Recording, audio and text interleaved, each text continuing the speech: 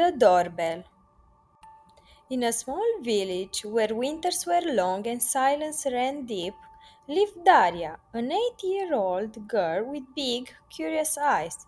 The house where she lived with her parents was old, with floorboards that creaked at every step and a front door that had a rusty, worn out bell. Every time someone opened the door, the bell rang faintly but clearly. Cling, cling. One cold December day, Daria's parents had to go to the nearby town.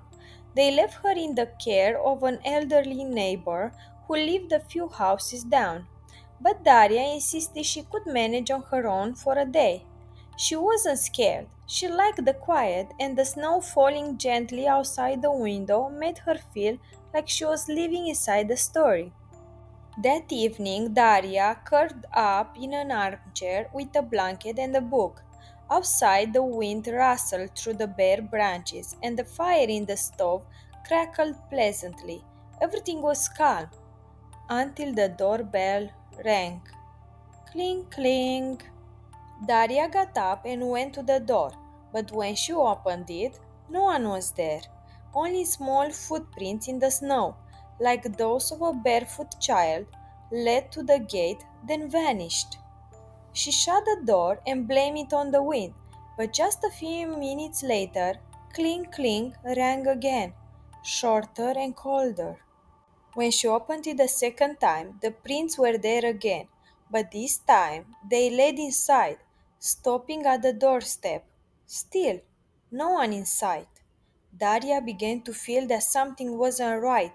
She bolted all the locks, closed the windows, and went back to her chair. But the bell didn't stop. It rang again and again, sometimes every few minutes, sometimes every few seconds. Always.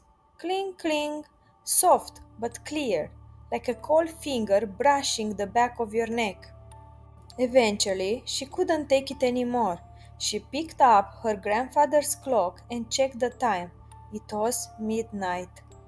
Instead of going to the door, she stayed still, and then she heard it small footsteps on the floor. Behind her, slow, as if someone barefoot was walking in circles around her room. She closed her eyes, clutched her blanket. When she opened them again, the bell was in the room. On the table, an identical bell to the one on the door sung gently, without being touched. Cling, cling. On the lampshade, shadows danced widely, as if someone was running around the room, but no one was there. Or maybe didn't want to be seen. Then, from the corner of the room, a soft voice, like a cold breath, whispered, I rang. Why didn't you open? Daria hugged her knees to her chest. In the dark, the bell kept ringing on its own, but now it sounded closer, much closer. Then a pale thin hand, cold as ice, touched her shoulder. Daria screamed. When she turned around, no one was there, but on the floor, drawn in ash, was a line that led straight to her bedroom door. She stepped back. She wanted to run, but her legs wouldn't move. Then silence. The bell stopped.